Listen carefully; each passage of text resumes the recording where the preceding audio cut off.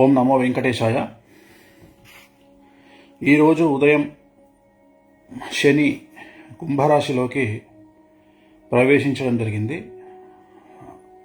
2019 December 26వ తేదీ నాడు షష్ఠ గ్రహ కూటమి అనేటువంటి ఒక కూటమి ఏర్పడింది. ఆ కూటమి వల్ల మనకు కరోనా అనేటువంటిది చాలా తీవ్రంగా బాధించింది. సో దాని తర్వాత మనం 3 సంవత్సరాల పాటు విపరీతంగా కష్ట నష్టాలను ప్రపంచమంతా ఎదుర్కొంది. సో అలాంటి స్థితి నుండి ఈరోజు శని మళ్ళీ కుంభరాశి ప్రవేశం అనేటువంటిది జరిగింది. సో మరి కుంభరాశి ప్రవేశానికి సంబంధించి శని మార్పు వల్ల, అలాగే రేపు ఏప్రిల్ 23వ తేదీ నాడు గురువు మారుతా ఉన్నాడు. గురువు మేషరాశిలోకి ప్రవేశిస్తూ ఉన్నాడు. సో మరి ఈ 2 మార్పుల కారణం చేత రాబోయేటువంటి సంవత్సరంన్నర మరియు 2.5 సంవత్సరాల పాటు మొత్తం 12 రాశుల వారికి ఎలా ఉంటుంది అనేటువంటి విషయాన్ని ఒకసారి తెలుసుకునే ప్రయత్నం చేద్దాం. నెక్స్ట్ వృషభ రాశి కనుక తీసుకున్నట్లయితే కృత్తిక 2, 3, 4 పాదాలు, రోహిణి 1, 2, 3, 4 పాదాలు, మృగశిర 1, 2 పాదములు. సో ఈ నక్షత్రాల వాళ్ళు వృషభ రాశిలోకి వస్తారు. ఒకవేళ మాకు డేట్ ఆఫ్ బర్త్ తెలియదండి, మరి ఎలాగా అంటే మీ పేరులోని మొదటి అక్షరం ఈ, ఉ, ఏ, ఓ, వా, వి, వు, వే, వో అనేటువంటి అక్షరాలు కనుక ఉన్నట్లయితే మీది వృషభ రాశి జాతకంగా భావించాల్సి ఉంటుంది. సో వృషభ రాశి కనుక తీసుకున్నట్లయితే ఆదాయం 14, వ్యయం 11, రాజపూజ్యం 6, అవమానం 1. సో ఈ జాతకులకు, వృషభ రాశి జాతకులకు విశేషించి చాలా చాలా చాలా చాలా చాలా అనుకూలంగా ఉంది. ఈ సంవత్సరం కనుక తీసుకున్నట్లయితే వృషభ రాశి జాతకులకు చాలా చాలా పాజిటివ్గా ఉండబోతా ఉంది. సో స్త్రీ పురుషులకు,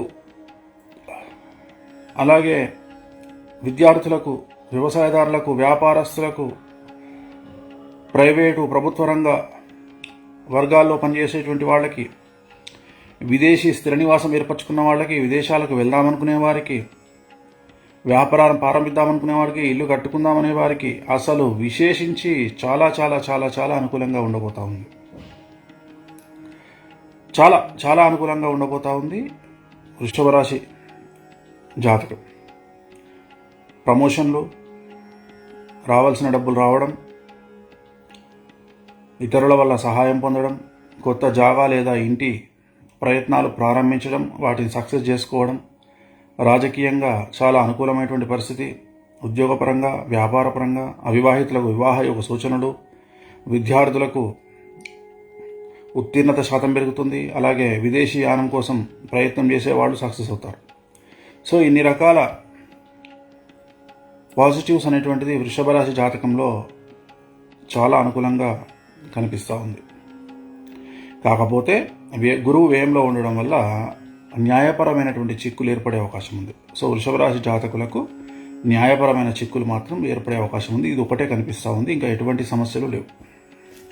మరి వీరికి రెమెడీస్ ఏమిటి అనేటువంటి విషయాన్ని ఒకసారి గమనించినట్లయితే, ముందుగా మేషరాశి కనుక తీసుకున్నట్లయితే మేషరాశి వారికి ఎలాంటి రెమెడీస్ అక్కర్లేదు, వృషభ రాశి వారికి అక్కర్లేదు, మిథున రాశి వారికి అక్కర్లేదు. కర్కాటక రాశి జాతకులకు సంబంధించి తిరునల్లార్ శనీశ్వర ఆలయంలో ప్రత్యేకమైన పూజ చేయించడం ద్వారా శని పీడ తొలగిపోయే అవకాశం ఉంది. కన్యారాశి వారికి సంబంధించి సేమ్ తిరునల్లార్ శనీశ్వర ఆలయంలో ప్రత్యేకమైన శని పూజ చేయించుకోవడం ద్వారా సమస్యల నుండి బయటపడతారు. అలాగే కర్కాటకం, సింహం, కన్య అయిపోయింది. తులారాశి వారికి కూడా అవసరం లేదు. వృశ్చిక రాశి వారికి సంబంధించి శ్రీకాళహస్తిలో గురు దక్షిణామూర్తి వద్ద గురువారం నాడు గురు పూజ చేయించుకోవడం ద్వారా సమస్య నుండి బయటపడతారు. ధనుసు రాశి వారికి సంబంధించి అసలు పూజలే అవసరం లేదు. అలాగే మకర రాశి వారికి సంబంధించి గురు దక్షిణామూర్తి వద్ద సేమ్ చెప్పినట్టుగానే శ్రీకాళహస్తిలో గురు దక్షిణామూర్తి వద్ద పూజ చేయించడం ద్వారా సమస్య నుండి బయటపడతారు. కుంభరాశి జాతకులకు సంబంధించి తిరునల్లార్ శనీశ్వర ఆలయంలో ప్రత్యేకమైన పూజ చేయించడం ద్వారా సమస్య నుండి బయటపడతారు. అలాగే మకరం, కుంభరాశి జాతకానికి సంబంధించి తిరునల్లార్ శనీశ్వర ఆలయంలో ప్రత్యేకమైన శని పూజ ద్వారా సమస్య నుండి బయటపడతారు. చివరిగా మీనరాశి జాతకులకు సంబంధించి తిరునల్లార్ శనీశ్వర ఆలయంలో ప్రత్యేకమైన శని పూజ నిర్వహించడం ద్వారా, అలాగే నలుపు రంగు దుస్తులకు దూరంగా ఉండడం వల్ల చాలా వరకు సమస్యల నుండి బయటపడేటువంటి అవకాశాలు ఉన్నాయి. ఇవి ఓవరాల్గా ఈ సంవత్సరం, ఈ రోజు నుండి శని మారుతున్న సందర్భంగా రాబోయే 2.5 సంవత్సరాల పాటు ఇదే జాతకం అందరిలో కంటిన్యూ అవుతుంది. అంటే 2023 జనవరి 16 నుండి 2.5 సంవత్సరాలు యాడ్ చేసుకోండి. అంటే 2025 జూలై వరకు ఈ జాతకాలు కంటిన్యూ అవుతాయి. వీటిలో ఎటువంటి మార్పు ఉండదు. 2.5 సంవత్సరాల పాటు శని ఉంటాడు కాబట్టి ఓవరాల్గా ఇవి ఈ సంవత్సరంలో ఉండేటువంటి రాశి ఫలాలు. ఓం నమో వెంకటేశాయ.